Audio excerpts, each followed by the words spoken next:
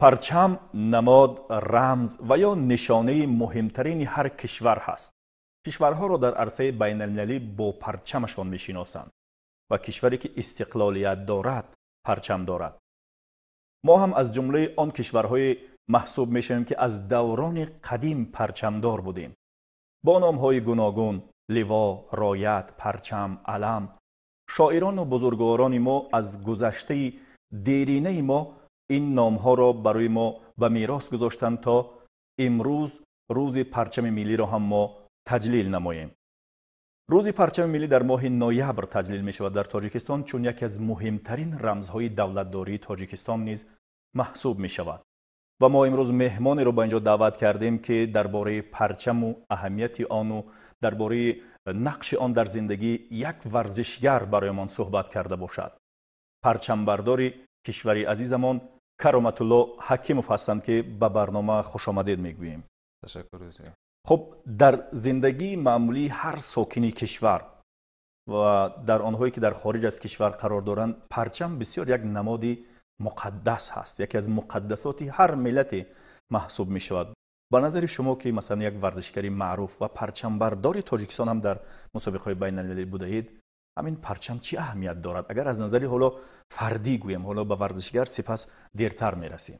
سلام علیکم به مخلصان و هواداران ورزش. پرچم برای گویم که انسان عادی، نه بلکه یک ورزشگر، این یک رمزی است که مردم را گویم تحت همین پرچم جمع میکند و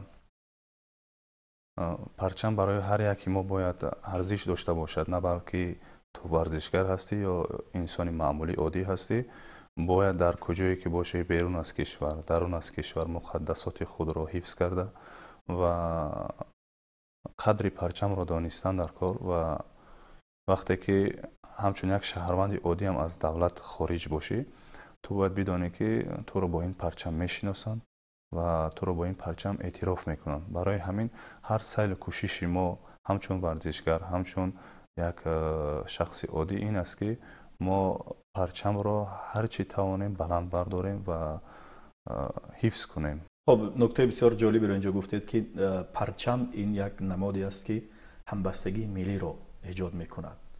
همه مردم یک کشور و یک ملت رو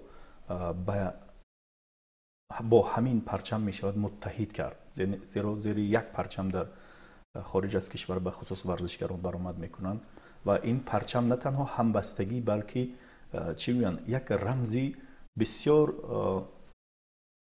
الهام بخش برای بخصوص ورزشگران است. چون ما در آغاز برنامه هم ابراز داشتیم بزرگان ما، شاعرای صاحب نام و حتی اساسگزاران ادبیات تاجیک مثلا رودکی در جاهای گفته است که چون لوای تو برآید سپاه دشمن پراکنده می شود. یعنی اینجا وقتی ابو عبدالله رودکی هزار ساله ها پیش می گوید که پرچم با پیروزی یک مثلا رابطه مخصوص دارد، این به ورزشگر بیشتر نزدیک است. یعنی ورزشگر هر کجایی که با پرچم ملی ما می رود تنها برای پیروزی می رود و می خواهد که این پرچم را بالا برداشته باشد. شما که ورزشگر هستید و پرچم بردار این ملت هم هستید، مثلا وقتی با هیئتی از ورزشگران به یگان مسابقه میرید، حتما پیش شما پرچم ملی ما نخست حرکت میکند با نام کشورمون، بعد سپس ورزشگران. همین دیدن همین پرچم در همین مسابقه های بین المللی و یا اینکه حتی در لباس هایی که شما که در گشتنگیری ملی ما، نوع ورزشی ملی ما فعالیت دارید، دیدن همین پرچمی که روی سینه نصب شده است، مثلا چی الهام بخشی، چی انگیزه میدهد یا چی تأثیری به شما دارد؟ باور کنید وقتی که به اصطلاح عادی گوییم پرچم رو در پیش میبینید، چون شما گفته ایستاده اید که پیش و پیش پرچم میرود، وقتی پرچم رو میبینی الکی در دل خود میگویی که ما صاحب داریم، یعنی ما ملت هستیم، قوم هستیم، ما وطن داریم، ما نشان داریم.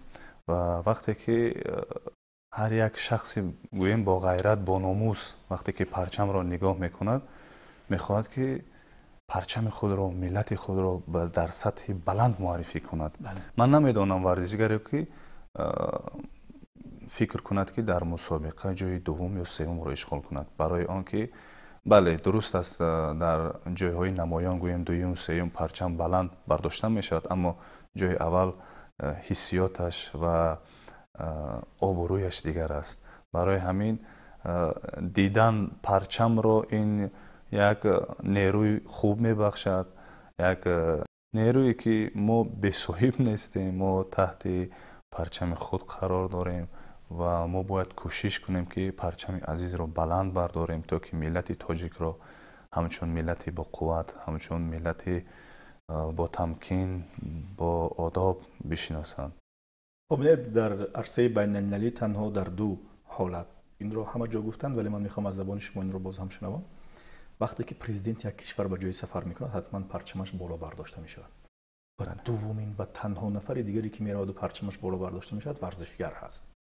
ҳатто ба ҳангоми сафараш ҳам ҳатман пешопеши ӯ, масалан дар бозиҳои олимпӣ, дар чемпионатҳои ҷаҳон, масалан дар бозиҳои олимпии Париж, ман ҳатто дидам ки дар даври варзишгоҳҳо ҳам дар ҳамон боло дар қатори ҳамаи парчамҳо парчами Тоҷикистон низ ҳаст. овезон ҳаст. ин ба маънои он аст ки ҳастии як миллат воқеан ҳам ба доштани ҳамин парчамаш бисёр робитаи наздик дорад.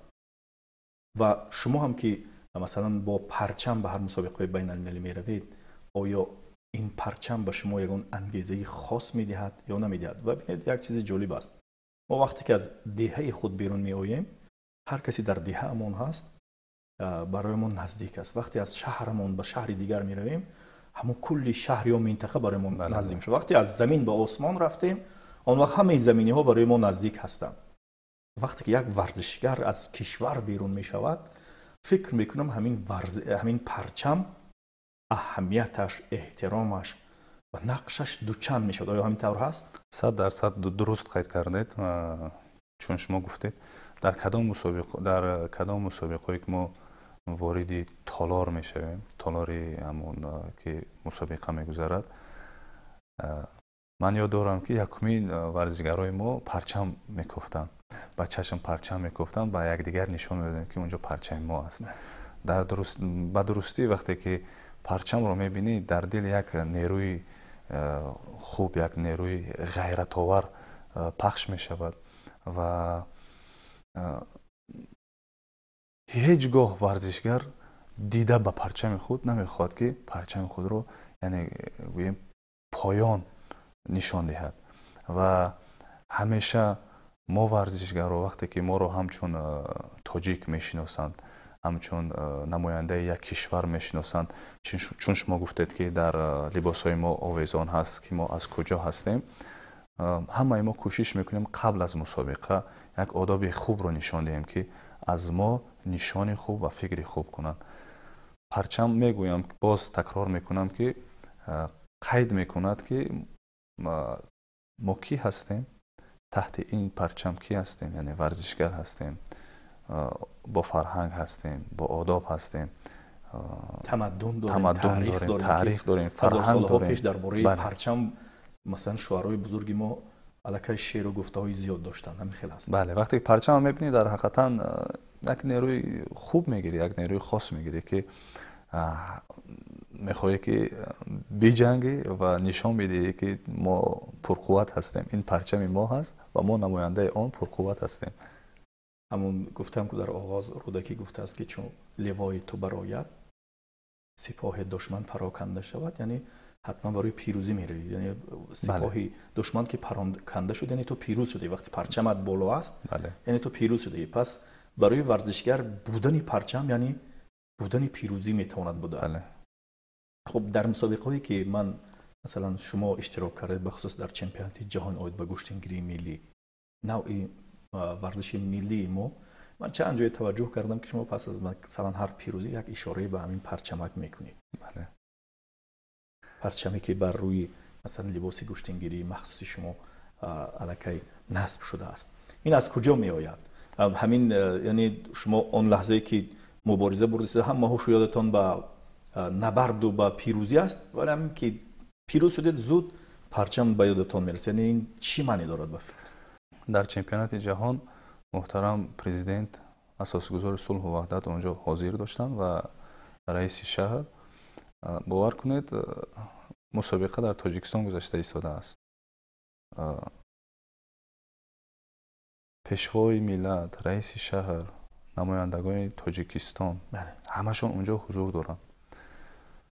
дар дил фақат як ҳарф аст ки бояд мо парчами худро новобаста ба чӣ баланд бардорем. ва вақте ки баъд аз ғолибият, баъд аз набард ғолиб мебароӣ, ҳамаш ин аст ки нишон медиҳӣ ки ман аз куҷо ҳастам, аз Тоҷикистон ҳастам, ин парчами ман аст.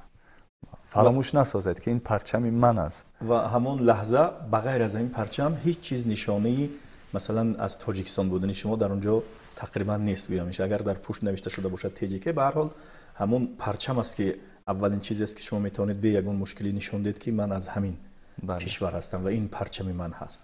хуб бинед, умуман парчам нишони ҳастии як миллат аст. нишони ҳастии як миллат аст. ғайр аз ин бинед, парчамҳо ҳар хел мешаванд, ҳар навъ ҳатто мешаванд, шаклу намоишу намедонам рангу намудҳояш.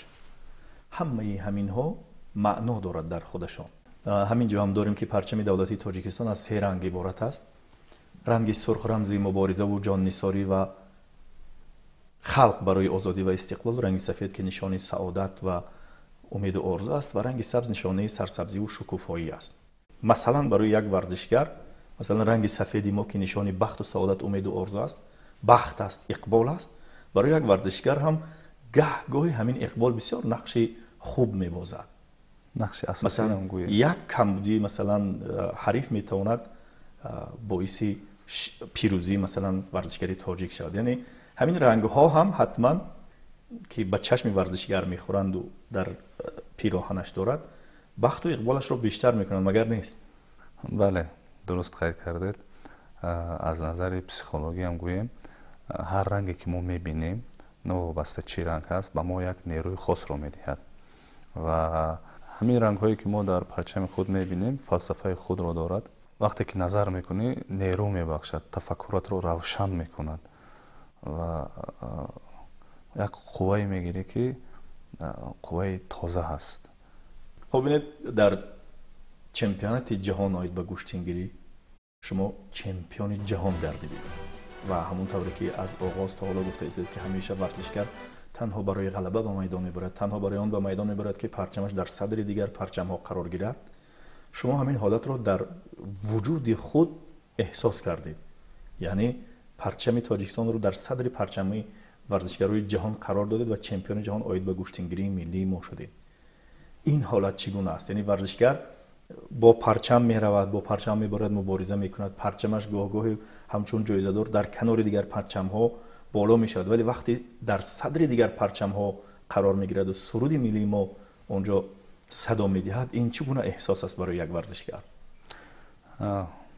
қабл аз мусобиқа гӯем, вақте ки дохили тамрингоҳ ҳастӣ, дар онҷо тамринҳои пурфишор ҳаст, дар онҷо лату кӯбу осеббардориву дигар мушкилоте ҳаст ки мо паси сар мекунем ва замоне мешавад ки ин бисёр душвор аст барои тай кардан.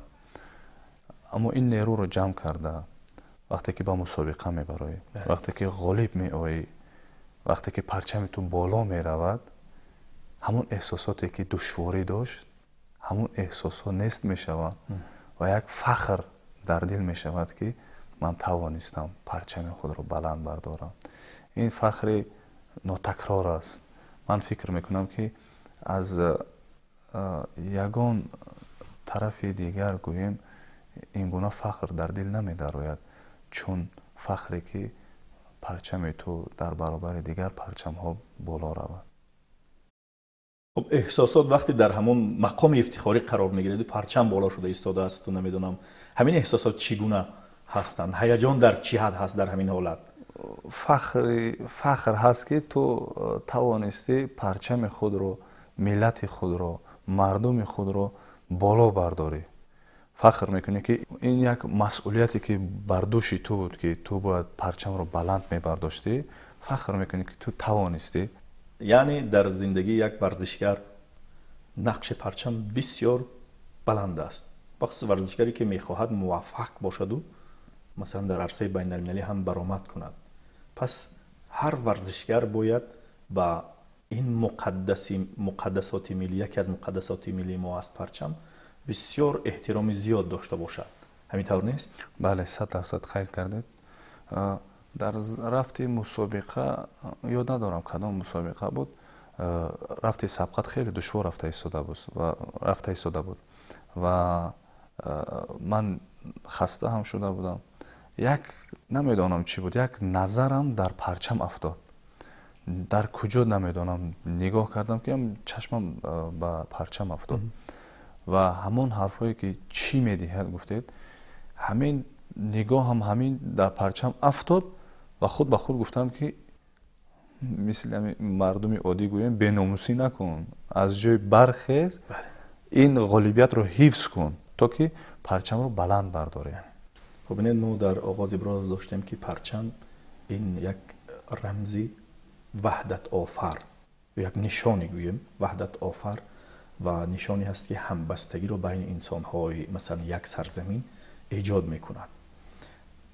هست مسابقه هایی که در آن مثلا حتی همین گوشتینگیران، حتی جداکاران دستوی عمل میکنند. مثلا شما وقتی در گوشتینگیری رقابت های انفرادی دارید، شما یک نفر هستید و زیر این پرچم رقابت میکنید، ولی در رقابت های دستوی اگر توجه کرده باشیم، همه باز هم زیر همین یک پرچم همبستگی ایجاد میشود، پیوند ایجاد میشود، وحدت دارید و برای یک هدف تلاش میکنید. یعنی میتوان همین مثلا موضوع را برای تمام مردم تاجیکستان نیز در نظر گرفت. مسئولیت نبردهای دستوی بالاتر است، برای که چون شما قید کردید در آنجا قوای کاری، قوای گروهی به کار می رود و در آن وقت دیگر فکر نمی کنی که مثال میگیریم من 100 کیلو هستم با اضافه 100 کیلو مسابقه می دهم. برای چی؟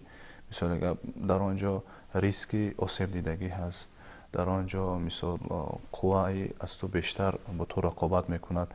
بسیار گوییم که چیزهایی هست که تو میتوانی دست بکشی و بگویی من نمیتوانم، اما وقتی که در تگ یک پرچم قوه آزمایی میکنی، همه این فکرها یک طرف کنار میشوند، برای آنکه مسئولیتش چون گفتم بالاتر است و هر یک شخص آن گروه کوشش میکند که این مسئولیت را با گردن بلند طی کند.